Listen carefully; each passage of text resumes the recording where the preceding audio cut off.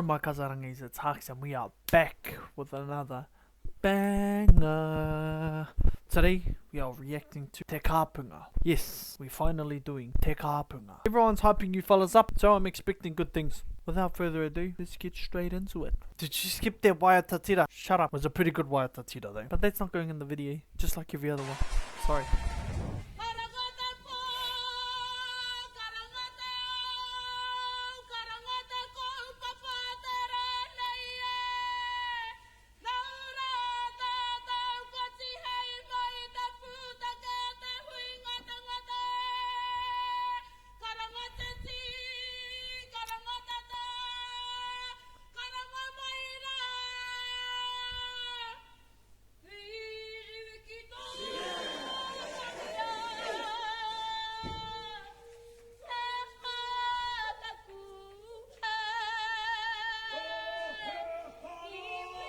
Okay.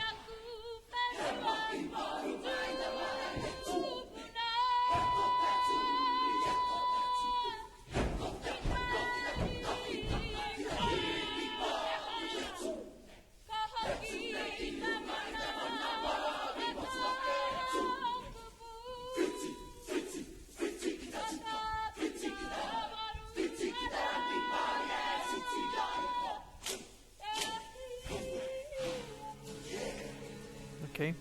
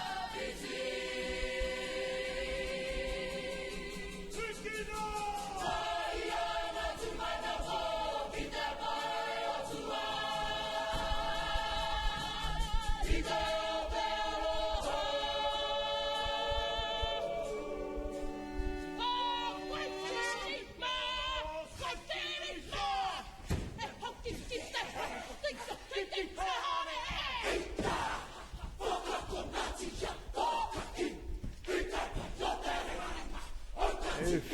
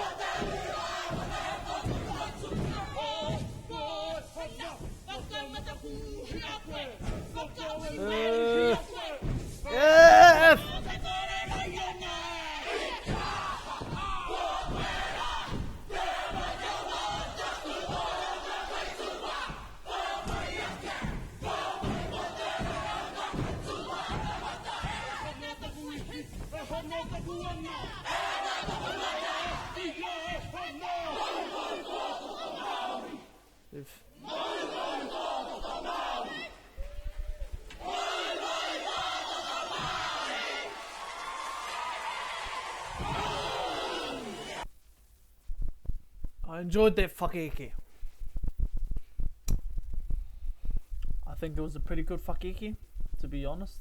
It's pretty good. Really enjoyed that. Keep it up, eh? Te Kapunga, eh? Wah. Choreography, yeah, I enjoyed that one bitchy, this part here. This part here. Bang. Yeah. Tough. Thumbs up from me. I'm sorry, I gotta point this out there. Bit of a cluster over here, G. Our lines looked a little bit like confusing, eh? Oh, I'm sorry, G. Someone had to say it. That was probably one of my favourite Whakaekes though, even with that, eh? Even with that, it's pretty tough, G.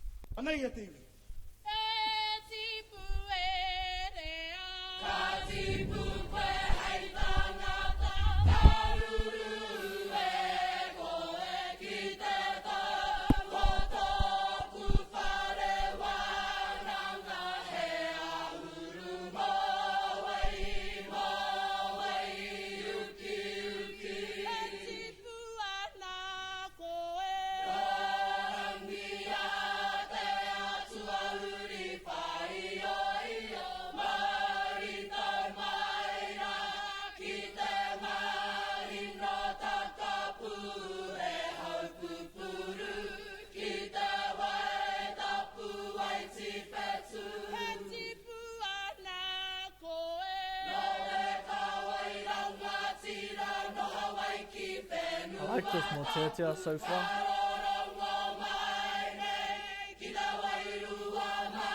And none of the wahine are trying to play it. Let me get the center of attention, you know? Hate those ones, to be honest. Everyone's pretty neutral.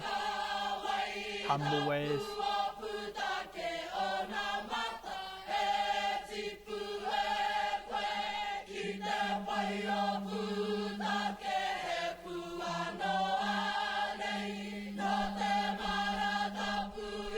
I like this.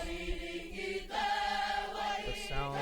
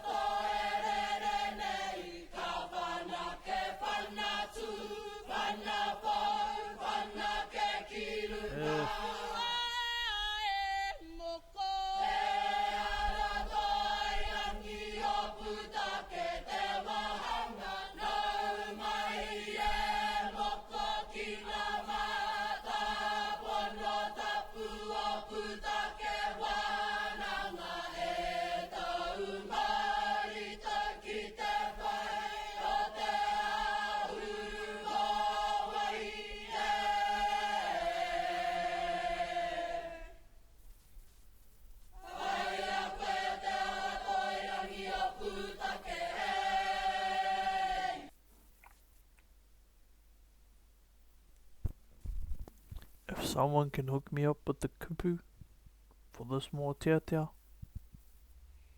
please send it through. Thank you. I love you guys.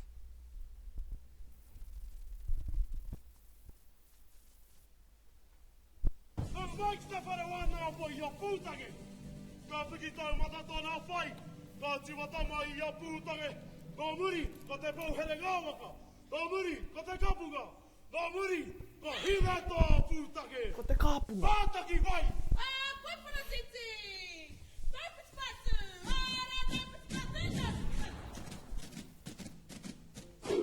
Oh. Oh.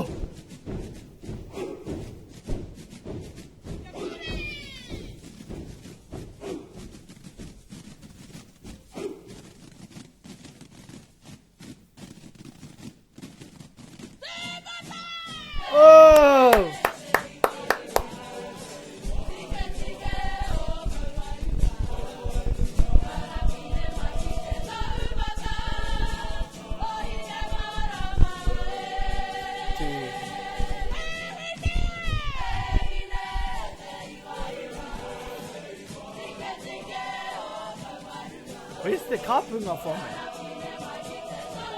Am I done for asking this?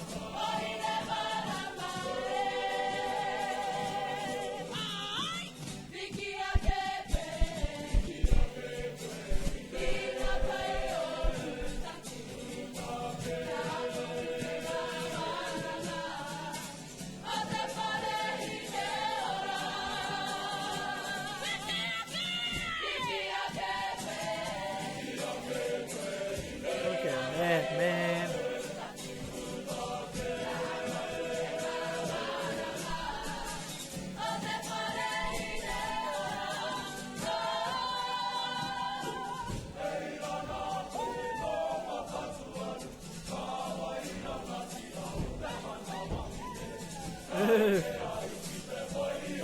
Man, I love that. Why?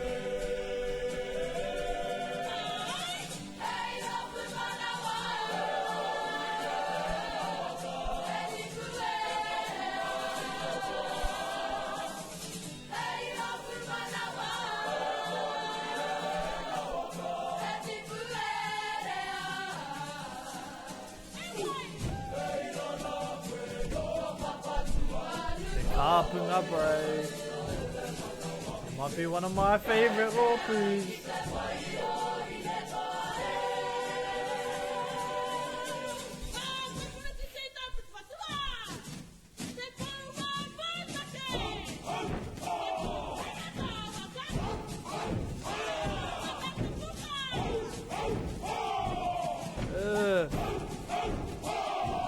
Bit of a tangle.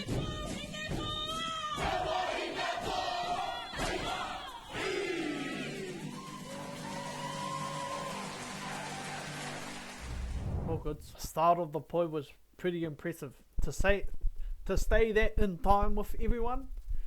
Like there might have been a couple of like out of beat, but to stay there in time together, probably one of the hardest things ever. And that was pretty spot on, G. I liked it. I really liked it. Keep it up. Hoki mai te kataitanga, hoki mai kia wai ki kāinga, hoi kia huru tapu, hoi ki mā wai uki. Maraira! Hoki mai kia wai ki kāinga! Hoki mai ki te mō wai, mō wai a huru tapu. Ino ia mai nā ngā uri o nā mata, he kotahitanga.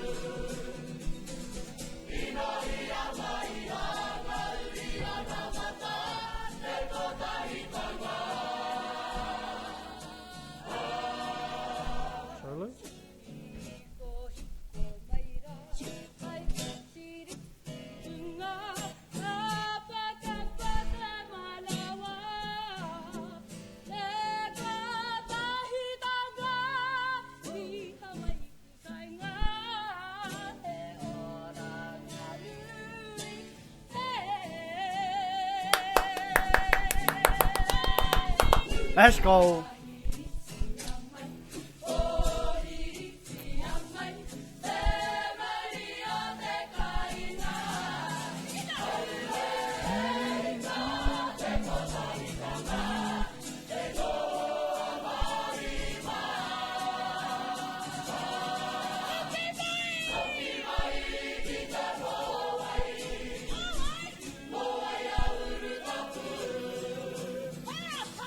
Ino ia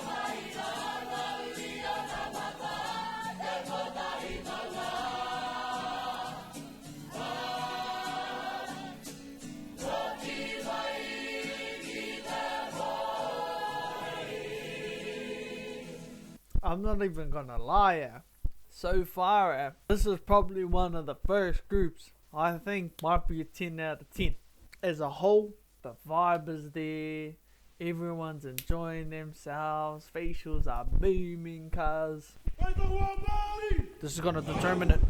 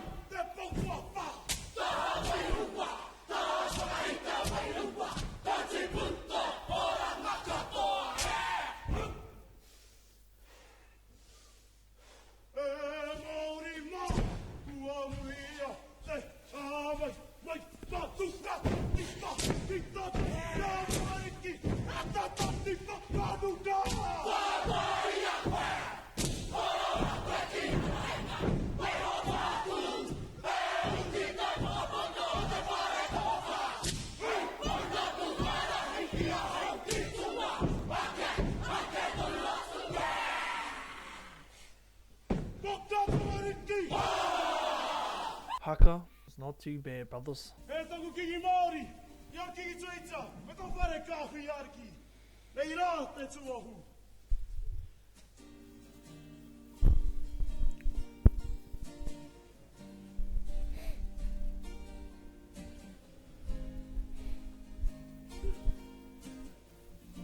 This sounds nice.